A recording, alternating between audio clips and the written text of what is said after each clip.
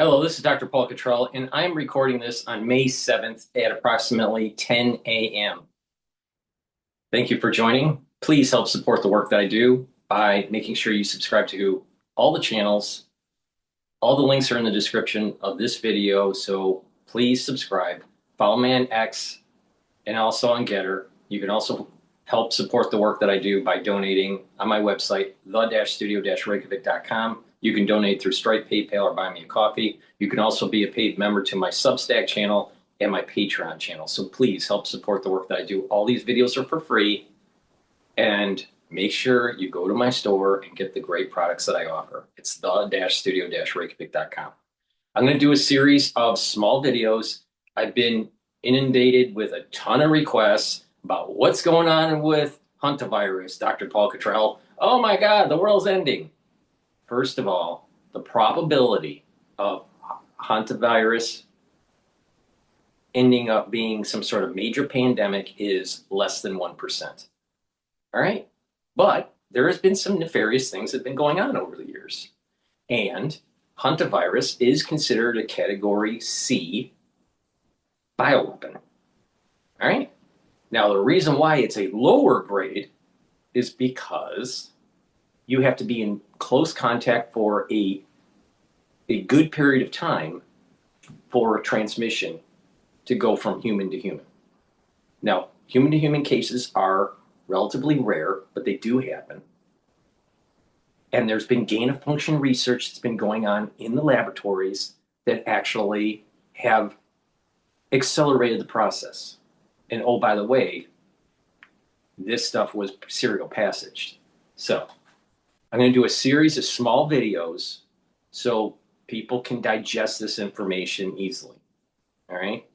But the chances of a pandemic from this hantavirus is extremely low.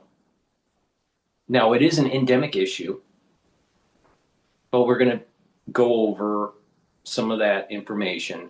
But don't worry, this is not a pandemic. But this goes back to what I was saying 6 years ago. If you don't stop the weapon labs from doing gain of function research on pathogens that would be considered bioweapons or potentially bioweapons, don't be surprised that a negative externality happens. And that's what's happening here. So, okay. Let's play. This is approximately 9 minutes long. It's just a simple overview of what is going on. Now, there are 3 people that have died from it on a cruise ship. The cruise ship docked in an area in South America that is endemic with the hantavirus that has the ability to do human-to-human transmission. And there are 4 other passengers that are suspected of having it. So let's listen in for this video just to get a baseline of what is going on. This is CBS. Off the West African nation of Cape Verde, officials revoking permission for passengers to disembark. The ship set sail from Argentina more than 4 weeks ago, promising its 150 passengers a journey to several exotic places, culminating in Antarctica. Now, passengers are stuck on the ship. Medical investigators believe 3 passengers have died from the hantavirus. 3 other cases are suspected. Hantavirus is a rare respiratory disease that can kill up to 50% of those infected. It's the same illness that killed actor Gene Hackman's wife last year. This really is a detective story. So they're going to have to figure out, okay, where was the boat? Where were the people? When could they possibly have been infected with rodent droppings or urine or saliva? The World Health Organization is helping to evacuate passengers that are showing symptoms. Right now, the World Health Organization is saying there's no big risk to the general public. But of course, you're always going to play it safe. You're going to be as cautious as possible and get as much information as possible. This is a key situation here. Because the transmission is low relative to, let's say, some other respiratory illnesses, it'll die out quicker and it doesn't spread as fast. And this is the reason why it's not going to be a pandemic. But whoever's on that ship, you got a problem. What I'm concerned more about is making the public aware that there's research taking place in laboratories that actually give function to the spike protein. Now, this is a GN and a GC protein that binds to the cell. But you can also change certain things within the genome that allow it to assemble better. And that's what happened in one of the research labs. It gave it function to be able to assemble better.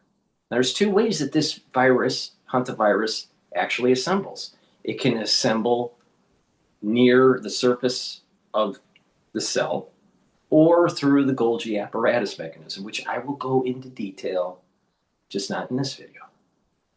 Well, they found out that if you have the genome mutated in a certain way to assemble at the surface of the cell, it actually infects better, especially for human-to-human transmission.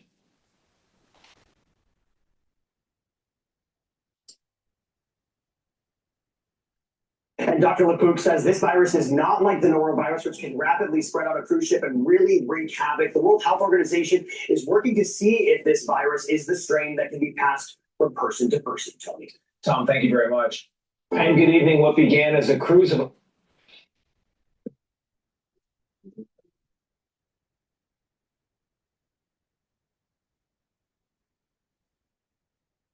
They put the plate down like it's a piece of art. They make me feel that way. And good evening. What began as a cruise of a lifetime, a weeks-long luxury journey to the edge of the Southern Ocean, has instead turned into a major medical mystery and an international. Here's a great idea. Stop going on cruises. Yeah, if you want to sail, all right, find a sailboat. But a cruise liner with a bunch of people, maybe not so much.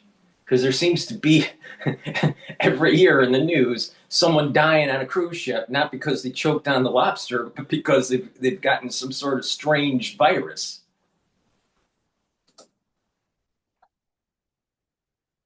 Since tonight, 3 people are dead, 4 more are ill, and nearly 150 others stranded on board the ship, where they will stay potentially for months until investigators can clear them to get off.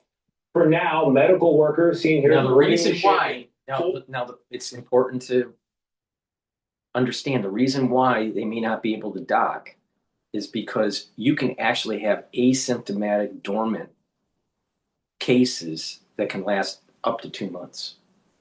So to track and trace is actually going to be harder if they just let the passengers off, even though they're asymptomatic.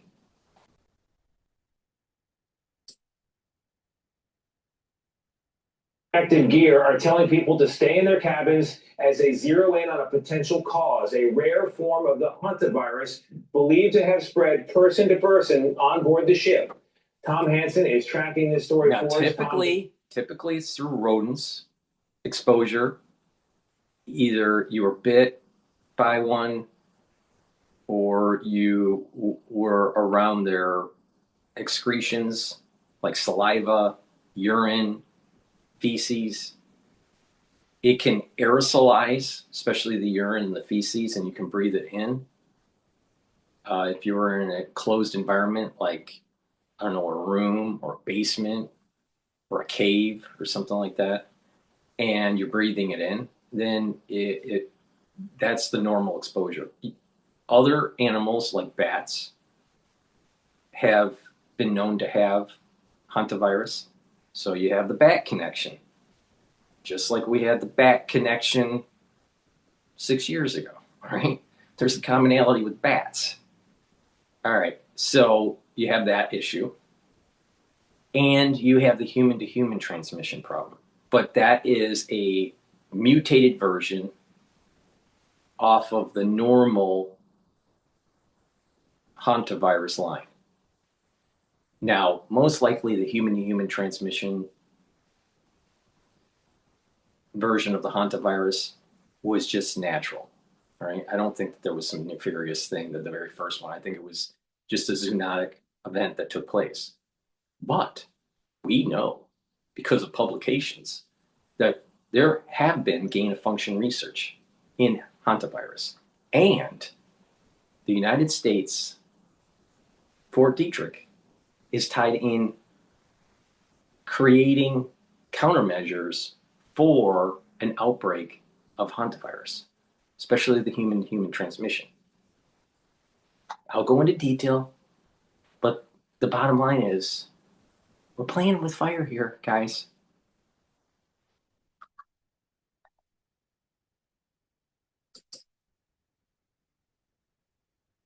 Getting so many questions. What are you learning?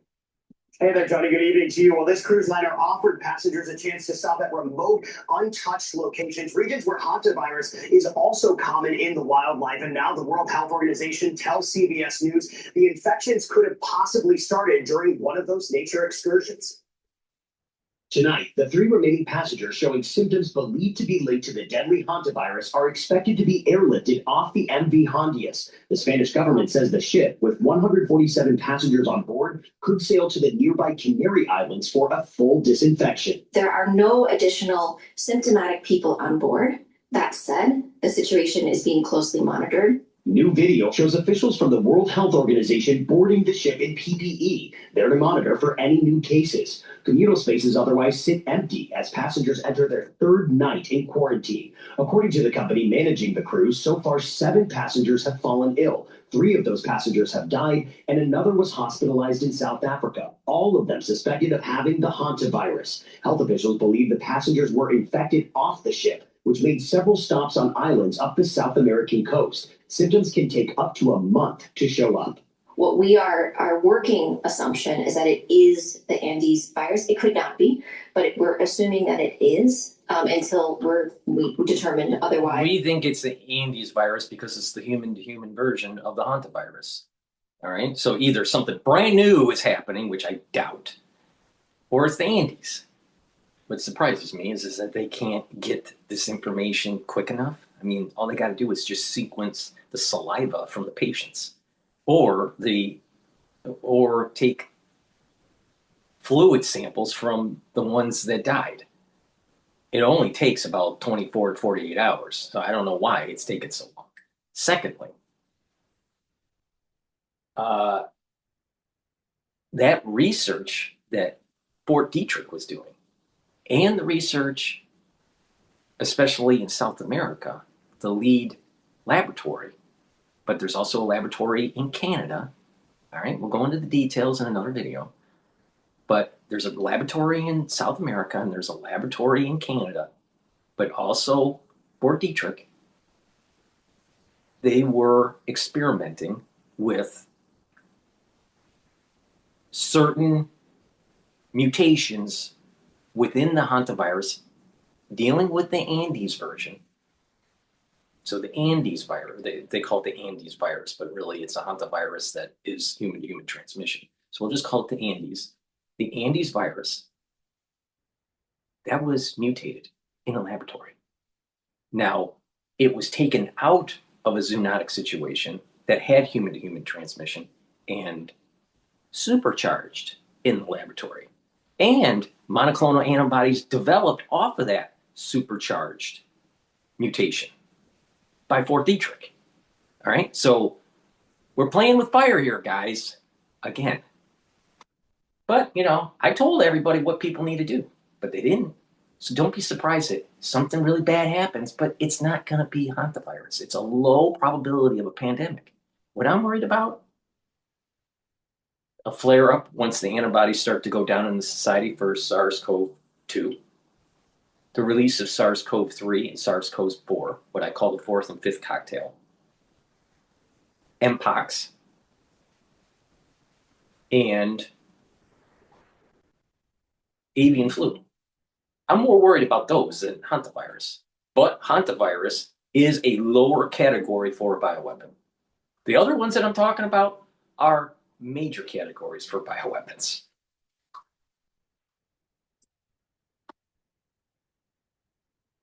The Andes strain of hantavirus can spread from person to person and is only found in regions of South America. The Dutch cruise liner left Argentina on April 1st and has been moored off the West African island of Cape Verde since Sunday. Now, in the literature, there is going to be a term that they use, Old World hantavirus and New World hantavirus. And they've been mutating. The New World has been mutating, and off of those mutations ended up leading to a mutation that is human to human. And we take that and supercharge it. So it's important to understand that there is an old world version and a new world version. And in the new world version, it has mutated into Andes.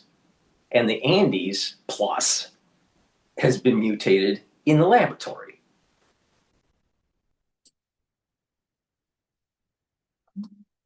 The virus is most commonly spread through exposure to rodent droppings, but a representative for the World Health Organization on Cape Verde tells CBS News no rodents have been found on the ship, pointing to traps on board the vessel that appear untouched. Medical experts believe the risks are low. And this is the reason why they're thinking it's Andes, because it must have been human to human, because they can't find the actual source. Now, we'll find out. It's been confirmed that they have hantavirus. But for some reason, as of this recording, no one has stated the sequence matches Andes. Now, of course, people have to wait, by the WHO. WHO is actually talking today. So maybe they'll release some more information. For the outbreak to spread. How big of a concern is this for the global community? The potential to spread beyond an outbreak is very small. Right. It's 1%. And the voyage to the Canary Islands Oh, is expected to take 3 to 4 days. Health officials will decide if further quarantine is necessary. And if that's the case, Tony, a WHO official says the quarantine could last for up to 2 months. It's a long time. Tom, thank you very much. Good evening. Where Another thing to keep in mind here is, even though it's rare, human-to-human transmission can happen, and there have been cases and laboratories studying this version. As a kid, you believed in magic. Every now and then, you believe in it again. Good evening. Where did it begin, and who's Okay. All right. So what I want to do is talk about what diseases does it cause. All right. And there are 2 main diseases that it can cause. And that is the hantavirus pulmonary syndrome, and this is the reason why it's part of that whole bioweapon system, hemorrhagic fever with renal syndrome. So you have HPS, so hantavirus pulmonary syndrome, and you have HFRS, and that is the hemorrhagic fever and renal syndrome. So it's a pulmonary disease, but also a blood and kidney disease. Now, for HPS, common in the Americas, it's flu-like symptoms, progressing to severe lung and heart issues, highly fatal in some cases. The hemorrhagic fever with renal syndrome, more common in Europe and Asia, affects kidneys. All right? Now, it's a category C because you have to be very close for longer exposure to be able to catch it. It's not a category A or B. If it was, it would be, all hands on deck in emergency. It's not. All right? The people that are in the local region, this boat, they're a problem. But even if they went to the mainland and it spread a little bit, it would die out. Because that's what's happening in South America, in Argentina. A case will happen, it'll flare up and then die out. So it's endemic. So it doesn't just spread around the whole world. So this is the reason why you don't need to worry about this. But this is just a reminder that a lab leak can happen, or a nefarious actor can do something and release something. And we know in the laboratory that they've developed things that are worse than Andes because they've supercharged it in the laboratory. And that has been published. All right, so now, even though it's a category C, because it's hemorrhagic and pulmonary, it's something you have to worry about. Because any type of system, biosystem, that is pulmonary has a chance to be able to spread more widely. If it's just blood to blood or fluid to fluid transmission, it dies out quickly. It could be very deadly if you get it, like Ebola, but Ebola can't spread across the world like what we saw with SARS-CoV-2. It's not pulmonary. It's not a pulmonary infection. Now you can get droplets and stuff, but it's typically fluid to fluid transmission. And so there's a barrier there.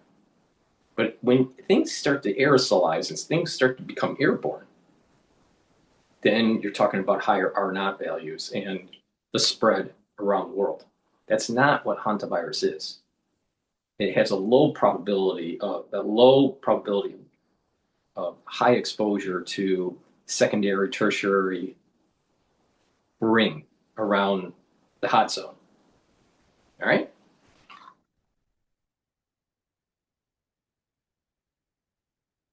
So let's continue on with CES. Exposed. Those are among the big questions tonight as investigators race to control a deadly outbreak of hantavirus, the first ever recorded on a cruise ship. That ship right now somewhere off the coast of Africa on its way to Spain's Canary Islands, all of it at the request of the World Health Organization. But the point of infection may have been Argentina, where investigators say the leading theory is that a couple caught the disease before boarding, exposed to rodents during a bird watching tour that included a stop at a landfill. So what now for the more than 140 people still on board that ship, including 17 Americans? Tom Hansen joins us now with the latest on the investigation. Tom, good evening. What do we know? Tony, good evening to you. We have learned from local reports that late tonight, one of two planes evacuating sick passengers had to make an emergency landing on Gran Canary Island due to a malfunction with the patient's isolation bubble. They are waiting a replacement equipment to arrive before they can take off. Tonight, the Dutch Foreign Ministry says those 3 passengers believed to be infected with the deadly hantavirus will receive specialized medical treatment in Europe after a high-stakes evacuation off the MV Hondius. Now a debate is raging over what to do with the nearly 150 remaining passengers, just days away from reaching the Canary Islands. Quiero manifestar mi profundo rechazo. Some local leaders there are rejecting the ship's arrival, adding to the concern a growing number of reported cases, 8 in total. The World Health Organization confirmed the infection of a Swiss national who left the Hondius cruise liner in late April. The UK's health agency says 2 more British passengers are self-isolating from potential exposure. And a contact case involving a Frenchman who was not on board the ship but flew on a plane with one of the infected passengers, according to the French Ministry of Health. The Dutch cruise ship departed Argentina on April 1st, headed for South Georgia Island. 5 days later, a Dutch passenger developed a respiratory illness. On April 11th, he became the outbreak's first death at sea. The man's wife disembarked on April 24th and flew from St. Helena to Johannesburg, where she died 2 days later. A second male passenger was evacuated on April 27th and flown to Johannesburg. And on May 2nd, a third passenger died on the ship.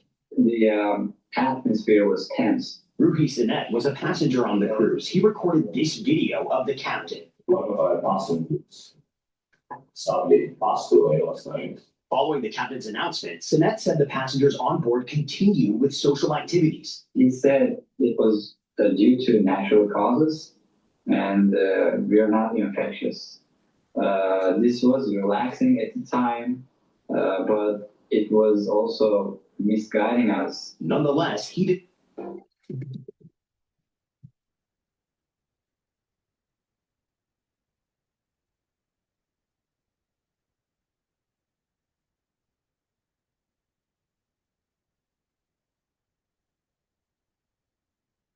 Misguiding us. Nonetheless, he decided to get off, along with dozens more passengers. An ocean-wide expedition which operates the cruise gave us the following statement, and I quote, "This onboard announcement was made on April 12th, 2026. On this date, the cause of death of this individual was unknown." They went on to say proper procedure was followed at that time. Tony? Tom, thank you very much. We're back with more on that deadly strain of the hantavirus and first ever outbreak aboard a cruise ship. More than 140 people on board, with 3 deaths among 8 confirmed cases so far. What's the risk to the ship and the wider public? Earlier, I spoke with Dr. Celine Gounder, an infectious disease expert, CBS News medical correspondent, and KFF editor-at-large for public health. Dr. Gounder, thank you very much for being here. We're in a post-COVID world. People are scared. They hear about an outbreak and they're worried. I know you say this is not COVID. Explain to me why. So this is not COVID. The Andes virus, which is a kind of hantavirus, requires close, prolonged contact between 2 people in order to have transmission. When we've seen this happen in the past, it's been in the context of spouses, that kind of close contact. What makes this really hard to contain is the fact that it's on a ship and the timeline. So you have this long incubation period. You also have a period of time when people can be infectious before they show symptoms. So we got 140 people on this boat. 17 of them are Americans. How do you deal with that population safely? Could they, in theory, come home safely? Yes. The risk of spreading this on a flight is very low. They would need to be near a hospital that has a heart-lung bypass machine, because that's what you need when you get really sick with hantavirus. But it is something that we can anticipate that some countries won't want to accept them, right? And this goes back to the Ebola days, 2014, 2015. So these passengers may well need to quarantine on the ship. That out of office message just got a little longer. Dr. Gounder, thank you. All right. Another thing to keep in mind here is some of the updates from the WHO. Some of this was already stated, but this goes in a little bit more detail. Case numbers based on May 4th, disease outbreak news. There were the ongoing evacuations and monitoring, 7 to 8 cases confirmed and suspected among the 147 passengers and crew, including 3 deaths. Some patients have been medically evacuated to South Africa and Netherlands. Now, my understanding is that there were also 2 passengers that were on that ship that left from South America to the UK and are now in quarantine. Now, that was in a post that I did. I saw that, I think, on, let's see if I can find it. I saw that on the BBC. And I published that about 18 hours ago from this recording. So, you know, the time right now is 10:27, and it was 18 hours ago when I did that, when I posted it. Now, it's 2 Britons self-isolating in UK after being on hantavirus cruise ship. So there are 2 potential cases in the UK. Now, again, why is this important? Even if they're asymptomatic, it can stay dormant for 1 to 2 months. All right. So, risk assessment, WHO assesses the overall public risk to the global population is low. I told you why. Transmission, primarily rodent-borne, limited human-to-human transmission. Response, coordinated international efforts include contact tracing, which they're doing right now, isolation, medical evacuations, lab testing, monitoring of passengers and crew. Passengers are advised to isolate in cabins, practice hygiene. You should be practicing hygiene every day. You don't need to be told by WHO, and monitor symptoms. And it's basically just simple care. There's no real special care. There's no special ability to treat it, to treat this. There's no specific antiviral treatment. So the care is supportive. And then ones that are having breathing problems, then you're talking about ventilation, oxygenation. So that's the overall 50,000 foot view of what's happening. Now we're going to go into the details in another video. Please help support the work that I do by going to my website, the-studio-reykjavik.com. The link is in the description. And donate. Make sure you subscribe to my Patreon channel and get the great products that I offer. These products that I offer are going to do some wonders for you if you just pay attention to me. I say it on every video, but I can't say it on this video because of the censorship. So please help support the work that I do. I'm not wrong. I haven't been. So please pay attention. Don't panic. It's nothing to worry about. But something is starting to emerge that you need to pay attention to. Please go to my store, the-studio-reykjavik.com. Thank you for listening and have a nice day.